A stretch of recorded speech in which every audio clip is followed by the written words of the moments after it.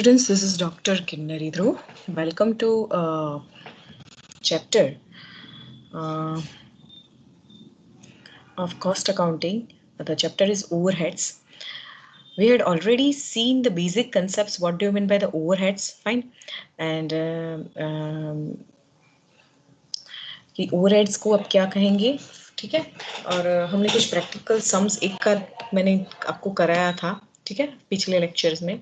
Overheads का meaning समझा था, apportionment of overheads on different basis. तो ये जो बेसिस है ये आपको याद रखना है। जैसे बिल्डिंग मेंटेनेंस, बिल्डिंग है तो उसका फ्लोर है, इंस्पेक्शन एंड पैकिंग है तो प्रोडक्शन वॉल्यूम। प्रोडक्शन वॉल्यूम यानी कि आवाज नहीं, but number of units to be produced, कितने आप प्रोडक्ट प्रोड्यूस कर रही हो, 1000 2000 ऐसे। Assets maintenance, book value of assets, book value of assets जो आपकी WDV होती है, written down value method. Depreciation आप डिडक्ट करके जो बनती है उसको आप बुक वैल्यू बोलते हो। हीटिंग एंड लाइटिंग तो फ्लोर स्पेस आ गई। पावर भी उसमें आप कोई कोई एग्जांपल में यूज करते हैं। Oil for machine lubricants, machine hours और number of machine hours. Supervision और employee benefits, number of workers. Canteen cost तो भी number of workers. Petrol for vehicles, number of vehicles, mileage of vehicles, rent and electricity, floor space. Cost of material store and warehouses, number of material requisitions. Depreciation of assets, insurance, book value of assets, power और fuel, machine hours, labour welfare cost, number of employees. कोई कोई cost direct wages पे भी allocate होते हैं। One more thing, if you are comfortable with जो book में आपको जो दिया है बेसिस, अगर वो आपको अच्छे से याद रहती है तो वो मैंने अदर वर्ड्स में ही यहाँ पे लिखा है। तो आप किसी एक लिस्ट को ही पकड़ो, आइदर ये लिस्ट को फॉलो करो और आइदर आप जो बुक में दी है वो लिस्ट फॉलो करो, लेकिन अप्रोप्रिएट बेस आप प्रॉपरली लो तो ही आपका सम अच्छे से कैलकुलेट हो पाएगा, ठीक है। तो यहाँ पे 1 सेकेंड, ये हमने एक सम देखा था जो सिंपल सम था कि आपको एक बता दिया था कि इतनी कॉस्ट है और नीचे अप्रोप्रिएट बेसिस दिए है। तो इसमें सर्विस डिपार्टमेंट का जो कॉस्ट है, ये डिपार्टमेंट डी का, वो जो 500 आपने निकाला वो वापस से अलोकेट नहीं करना था प्रोडक्शन डिपार्टमेंट में। आपके 3 प्रोडक्शन डिपार्टमेंट है। आज हम 2 सम्स ऐसे लेंगे जिसमें सर्विस डिपार्टमेंट का जो कॉस्ट होती है, जैसे यहाँ पे सर्विस डिपार्टमेंट आप देख रहे हो सम में, तो डी और ई दिया है, तो उसकी जो कॉस्ट है वो वापस से इन लोगों ने ए बी और सी इन तीनों में अलोकेट की है। समझ में आया? तो let me read the sum first of all. In an engineering factory, the following particulars has been collected for the 3 months period ended on 31st March 2007. We are required to prepare production overhead distribution summary showing clearly the basis of apportionment when necessary. So you are given 3 departments. The data is for 2007. See, the same sum has been asked in Gujarat University with different amounts in multiple times. यही sum थोड़ी amount change करके हमारी university में बहुत बार पूछा है। और यहाँ पे जो सर्विस डिपार्टमेंट का जो है अपोर्शनमेंट कॉस्ट, वो आपको इक्वेशन दे दिया है। ये सिंपल मेथड है। इसके बाद जो सर्विस डिपार्टमेंट की जो अपोर्शनमेंट होती है प्रोडक्शन डिपार्टमेंट में, वो मेथड थोड़ी, बहुत नहीं, थोड़ी ट्रिकी होती जाती है। तो ये हम पहले सिंपल मेथड से स्टार्ट करते हैं।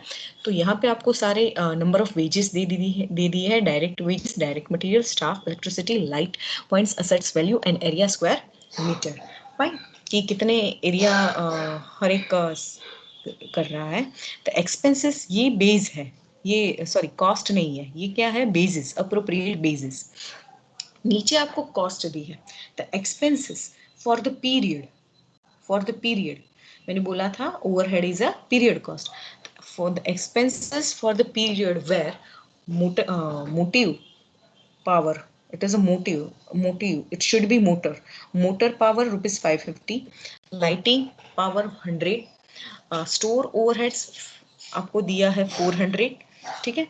amenities to staff 1500, depreciation 15000, repairs and maintenance 3000, general overhead 6000 and rent and taxes 275।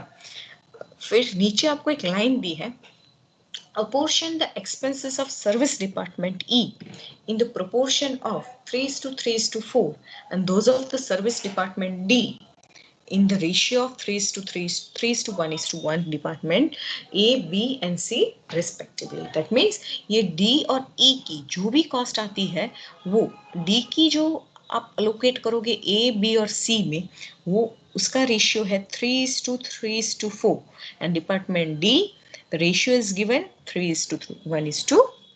So पहले हम लोग डायरेक्टली सम यहाँ पे सॉल्यूशन आप लोग देख रहे हैं तो पहले सॉल्यूशन देखते हैं। तो पहले डायरेक्ट वेजेस लिखा है तो डायरेक्ट वेजेस आपको ए बी और सी में नहीं दिया और नीचे क्या लिखा है डायरेक्ट मटेरियल। अभी आप बोलोगे मैडम यहाँ पे हम सिर्फ एक्सपेंसेस लेते हैं तो ये बेस क्यों लिया। देखो ये जो बेस है ना वो डायरेक्ट है वेजेस भी डायरेक्ट है और मटेरियल भी डायरेक्ट है तो प्रोडक्शन डिपार्टमेंट में डायरेक्टली चार्ज हो जाएंगे। तो यहाँ पे उन लोगों ने प्रोडक्शन डिपार्टमेंट में ए बी और सी में कुछ भी लिखा नहीं है क्योंकि वो तो डायरेक्ट मटेरियल और डायरेक्ट वेजेस में ही जाएगा। लेकिन ये कौन से दो डिपार्टमेंट्स है डी और ई। अब ये सर्विस प्रोड्यूस करते हैं कोई प्रोडक्ट प्रोड्यूस नहीं करते ये तो प्रोडक्ट बनाते हैं तो ये कॉस्ट उनके लिए इनडायरेक्ट हो गई। डायरेक्ट है लेकिन वैसे तो किसमें आपको चार्ज करनी पड़ेगी वापस से सब टोटल सम टोटल करके यहाँ पे सम टोटल पूरा किया और वापस किसमें चार्ज करनी पड़ेगी प्रोडक्शन में। तो सिर्फ जो भी डायरेक्ट कॉस्ट अगर सम में दी है और सर्विस डिपार्टमेंट्स में भी दिए हैं तो आपको वो डायरेक्ट कॉस्ट अगर वेजेस हुए मटेरियल्स हुए या दोनों हुए तो सिर्फ आपको सर्विस डिपार्टमेंट में ही दिखाने हैं प्रोडक्शन डिपार्टमेंट में दिखाने नहीं है। तो पहले उन लोगों ने डायरेक्ट वेजेस लिख दिया 1000 2000 फिर लिख दिया डायरेक्ट मटेरियल 1500 एंड 1500 फिर एक के बाद एक्सपेंस लिखते जाओ। तो मोटर पावर 550 अगर मोटर पावर आपको 550 दिया है तो उसका क्या आपका होना चाहिए पावर है तो लाइट पॉइंट्स एरिया इलेक्ट्रिसिटी यहाँ पे देखो इलेक्ट्रिसिटी दी है तो अप्रोप्रिएट बेस 550 का क्या होना चाहिए अप्रोप्रिएट बेस इलेक्ट्रिसिटी। तो अगर हम कैलकुलेटर में करें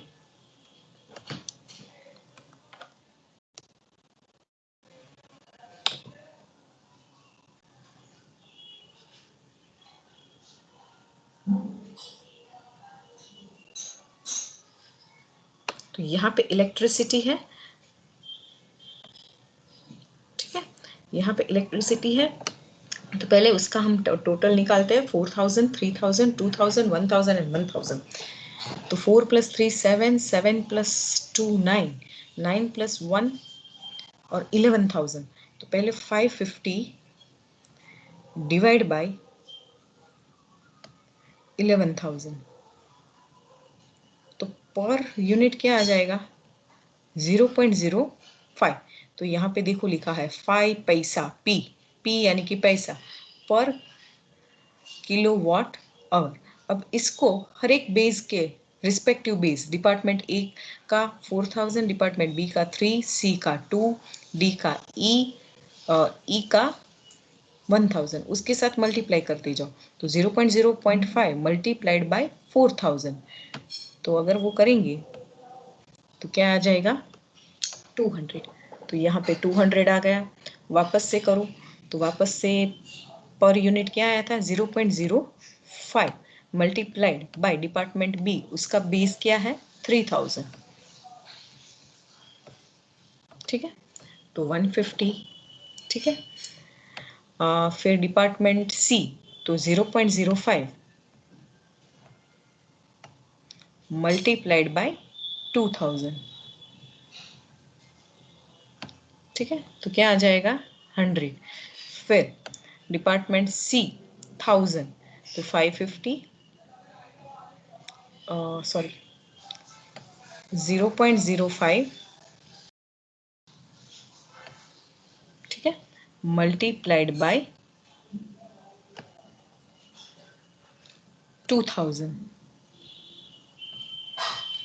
तो क्या आ जाएगा 100। अगर 2000 में 100 है तो 1000 में कितना आ जाएगा 50 एंड 50। तो ये हो गया मोटर पावर का समझ में आया।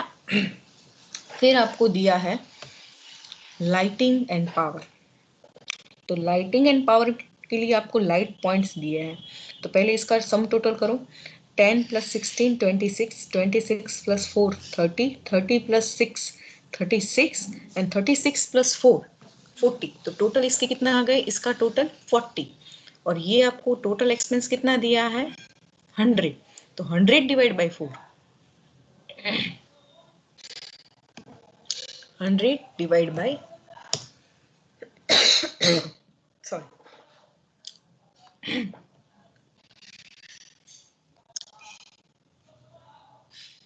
100 डिवाइड बाई 40, तो इसका आ जाएगा 2.5, तो यहाँ पे लिखा है 2.5 पर पॉइंट, ठीक है। अब हर एक पॉइंट के साथ मल्टीप्लाई करते जाओ, तो पॉइंट यहाँ पे दिया ही है, तो 2.5 मल्टीप्लाइड बाई 10 तो 25 आएगा, फिर 40 आ जाएगा, समझ में आया, फिर 10 आ जाएगा 4 के लिए, 6 के लिए वापस से 10 एंड देन 4, तो ये आपका पूरा एक अलग मेथड हो गया सम।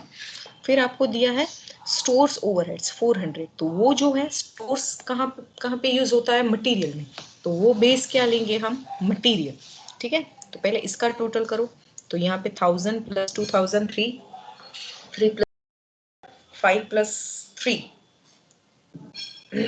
8000, तो इसका हो गया 8000, और यहाँ पे क्या दिया है टोटल 400, ठीक है। सो 8000 डिवाइड बाय 400, सॉरी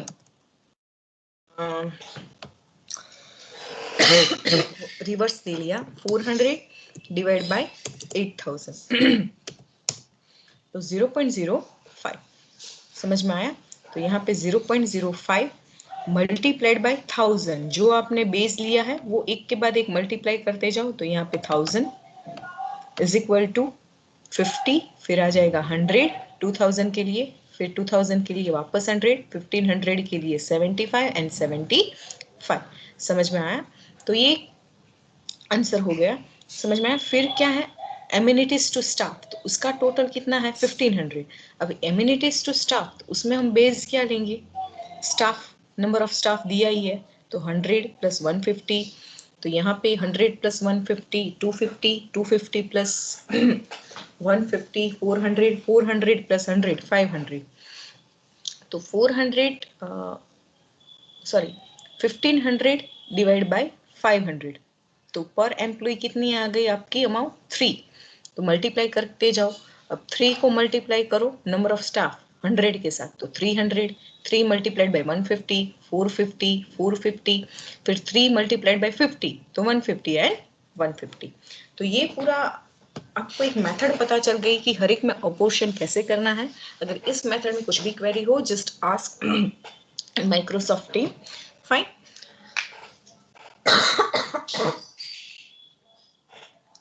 देन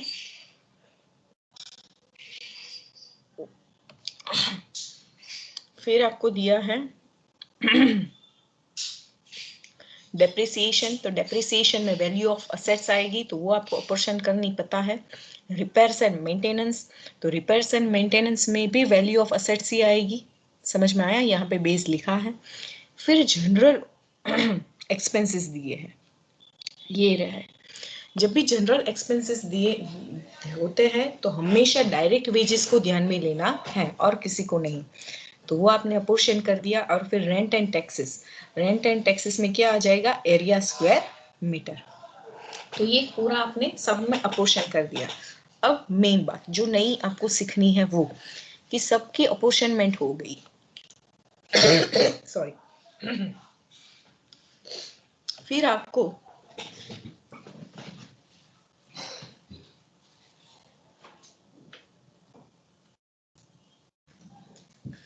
सबकी अपोर्शनमेंट हो गई, ठीक है। फिर आपको दिया है डिपार्टमेंट सर्विस डिपार्टमेंट डी 4515, ठीक है। अब ये 4515 डायरेक्टली प्रोडक्ट में तो चार्ज होगा नहीं, फिर ये 4515 को आपको यहाँ पे रेशियो बोला है 3:3:4 डिपार्टमेंट डी ई का, तो उसमें अपोर्शन कर दो, तो ऐसे हो जाएगा 4515, अब 3 इसका पहले टोटल करेंगे तो 10 आ जाएगा, तो मल्टीप्लाइड बाय डिपार्टमेंट ए में कितना जाएगा, तो मल्टीप्लाइड बाय 3 डिवाइड बाय 10, तो इसमें जाएगा कहाँ पे गया? 4515 है ना, 4515 multiplied by 3 is equal to divide by, अच्छा सॉरी, डिपार्टमेंट डी का जो रेशियो टोटल है उसको आपको डिपार्टमेंट यहाँ पे सॉरी ये 6010 आएगा, सॉरी डिपार्टमेंट ई का है 6010, उसका जो है यहाँ पे थोड़ा रिवर्स हुआ, पहले डिपार्टमेंट ई दिया और फिर नीचे दिया डिपार्टमेंट डी, जबकि मैं आपको समझा रही थी पहले डी और फिर ई, तो जो इसमें लिखा है वैसे ही देखते हैं, तो ई का जो है वो क्या है 6010, ठीक है। अब इसको इस रेशियो में पोर्शन कर दो, तो मल्टीप्लाइड बाय 3 डिवाइड बाय 10, तो multiplied by 3 divide bye 10, answer कितना आ गया 1803 और जो बाकी बचा 4 का वो आ जाएगा 2404 और 6010 जो इसका ई का टोटल था वो हमने इसमें सब में डिवाइड कर दिया, तो यहाँ पे डैश। वैसे ही डिपार्टमेंट डी है तो उसका कितना है 4515, ठीक है 4515। अब उसका रेशियो दिया है 3:1:1, तो टोटल कितना आ जाएगा 5, तो मल्टीप्लाइड बाय ए के लिए multiplied by 3 divide by 5,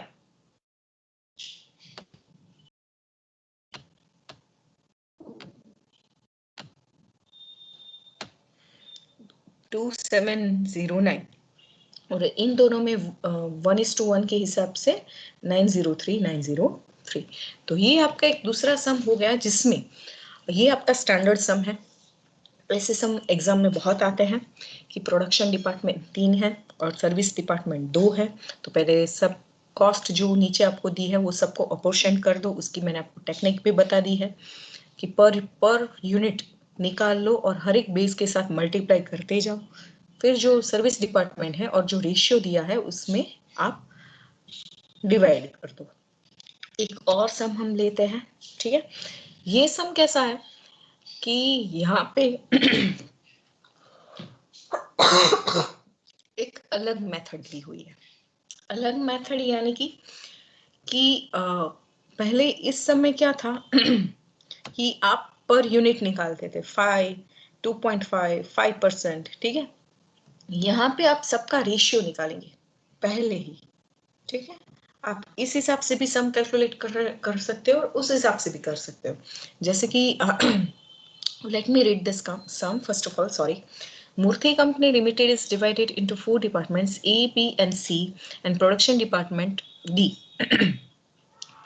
And D is a service department. The actual cost for period are as follows. तो यहाँ पे आपको पीरियड यानी कि ओवरहेड सब दिए हैं, समझ में आया, और नीचे आपको अप्रोप्रिएट बेस दे दिए हैं। तो पहले दिया है रेंट, तो रेंट है 5000, तो वो मैंने यहाँ पे 5000 लिख लिया। अब रेंट किस पे होता है, फ्लोर एरिया, फ्लोर एरिया यहाँ पे है स्क्वायर मीटर 2000, 1500, 1000 एंड 500। तो अब इसका आप रेशियो निकाल लो, तो सब 5 के साथ डिविजिबल है, तो यहाँ पे क्या आ जाएगा 1, यहाँ पे 2, समझ में आया, 3 एंड 4, 1500 1 जा 1 is equal to 1500, 1500 2 जा 1000, 1500 3 जा 1500 and 1500 4 जा 2000। या simple Hindi sorry simple Hindi में बोलूं तो सब पहले 0 निकाल दो, तो सब में पीछे 2 0 निकल जाएंगे, फिर 1:2:3:4। तो यहाँ पे ये जो सम मैंने आपको बोला इसमें क्या किया है, उन लोगों ने रेशियो निकाला है। ये मेथड कब काम करती है, जब डिवीजन आपको हार्ड पड़े, जब आप किसी का डिवीजन करो तो वो अमाउंट फ्रैक्शन में या फिर ऐसा नहीं आता जैसे 2200 यहाँ पे देखो है, तो डिवाइड बाय 5000 करेंगे तो ऑड फिगर आ गया। अगर ऐसा ऑड फिगर आता है यहाँ पे तो ऑड नहीं आया, बट समझो कि 2200 डिवाइड बाय 1900 ऐसा किया तो ये कुछ ऑड फिगर आ गया, तो इसमें आपको वो जो ये मेथड बताई थी, ये मेथड काम नहीं आएगी। समझ में आया? ये मेथड बताई थी, तो क्या करें, रेशियो निकाल लो। समझ में आया? रेशियो निकाल के थोड़ी टाइम लगेगा, लेकिन सम अच्छे से कैलकुलेट हो जाएगा। तो यहाँ पे रेंट दिया है, ठीक है, तो उनका रेशियो आ गया 4:3, फिर दिया है रिपेयर्स टू प्लांट। तो रिपेयर्स टू प्लांट में प्लांट वैल्यू उन लोगों ने बेस लिया है, तो एचपी प्लांट, सॉरी ये तो हॉर्स पावर है, वैल्यू ऑफ प्लांट 6000। अब समझो कि हाँ, इसमें भी प्रॉब्लम हो रही है कि मैडम हमको डिवीजन भी नहीं आता। यहाँ पे तो उन लोगों ने सिंगल डिजिट में डिवीजन सॉरी रेशियो निकाला है। तो प्लांट में तो जितने भी जीरो कम हो रहे हैं वो जीरो निकाल दो, तो इसकी वैल्यू क्या आ जाएगी, ऐसे आ जाएगी। 1 सेकेंड,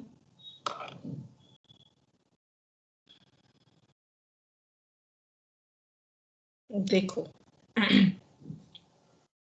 मैं आपको करके बताती हूँ।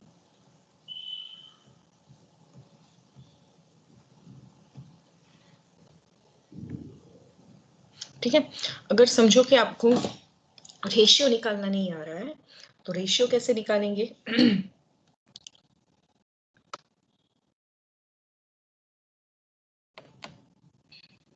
ठीक है,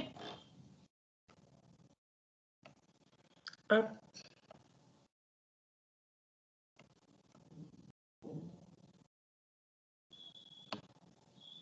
यहाँ पे है रिपेयर्स एंड प्लांट। ठीक है, तो रिपेयर्स एंड प्लांट कितना दिया है, 1400, और आपने बेस क्या कंसिडर किया, 6000।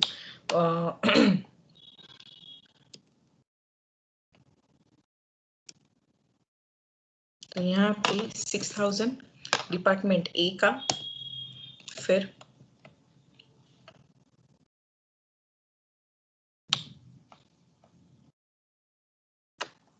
ठीक है 6000 डिपार्टमेंट ए का, फिर 1400,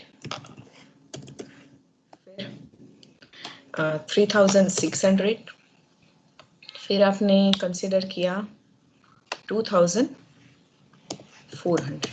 अब रेशियो निकालना नहीं आता, तो पहले तो सब में जीरो निकल जाएंगे, दो दो, तो फिर रेशियो क्या आ जाएगा यहाँ पे नीचे, इज इक्वल टू 60, 48, ठीक है 36 एंड 24।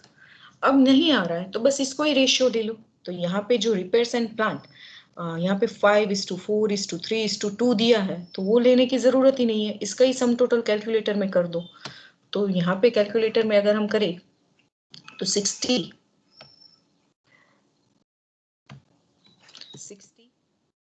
प्लस 48 प्लस 36 प्लस 24, तो 168 आ गया। ठीक है, अब हमारी वैल्यू क्या है, रिपेयर्स एंड प्लांट की टोटल 1400 है, तो पहले ए का लेते हैं, तो 1400 मल्टीप्लाइड बाय 60, और डिवीजन में आ जाएगा 168, 80 आया था, तो 500 आंसर आ गया। समझ में आया? ये मैंने आपको एक शॉर्टकट बताया कि रेशियो निकालने में बहुत टाइम वेस्ट मत करो, पीछे के जीरो हटा दो और उसका सब टोटल ले लो, और फिर हर एक के साथ मल्टीप्लाई करते जाओ। समझ में आया? एक और एग्जांपल मैं ले रही हूँ, जैसे कि नेक्स्ट है क्या है, डेप्रिसिएशन ऑफ प्लांट 2800। अब डेप्रिसिएशन प्लांट में बड़ी वैल्यू आ जाएगी, वह वापस प्लांट वैल्यू, तो वो तो मैंने आपको समझा दिया। फिर है वैल्यू ऑफ स्टॉक। ठीक है, तो यहाँ पे स्टॉक्स ओवरहेड्स दिया है 5000, वैल्यू ऑफ स्टॉक यहीं पे भी आएगा नहीं। ठीक है, एक और एग्जांपल हम अगर ले तो हॉर्स पावर नहीं, फ्लोर एरिया, ठीक है, लाइट का।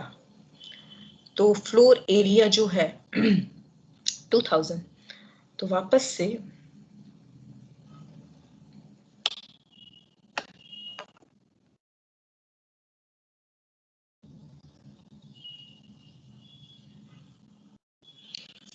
से पहले तो यहाँ पे फ्लोर एरिया लिखो, इसकी बात कर रही हूँ फ्लोर एरिया। तो 2000, 1000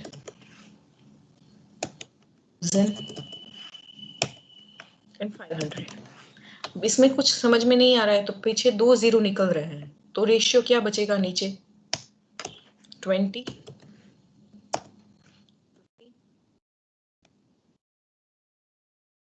10 एंड 5। अब इसका सब टोटल करो तो 50 आ जाएगा। बस इसको ही रेशियो बना लो। फिर इसका एंड मतलब एक डिजिट में आए तब तक उसका रेशियो निकालो, ऐसा नहीं होता। तो ये मैंने जो है आपको एक शॉर्टकट बताया है। तो इसी हिसाब से ये 3 मेथड हो गई। एक तो सिंपल, ठीक है।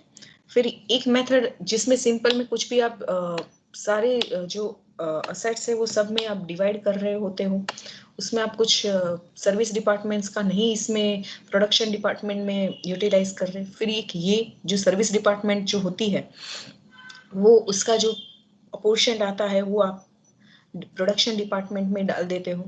और तीसरा है ये जिसमें आप अप्रोप्रिएट रेशियो निकालते हो, और रेशियो में भी आपको प्रॉब्लम हो रहा है तो पीछे के जीरो हटा दो, जो बन गया वही रेशियो और उसमें डिवाइड कर दो। लेकिन इस चैप्टर का की पॉइंट ये है, ये मैंने पूरा आपको एक ओवर व्यू बता दिया कि अगर ये बेस याद नहीं रहेगा तो आपका पूरा सम गलत होगा। तो अप्रोप्रिएट बेस लेना बहुत ही जरूरी है। एक बेनिफिट ये है कि एक बेस गलत हो गया तो दूसरे सही बेस है तो उसके मार्क्स मिल जाएंगे। तो ये बेसिक सम्स है।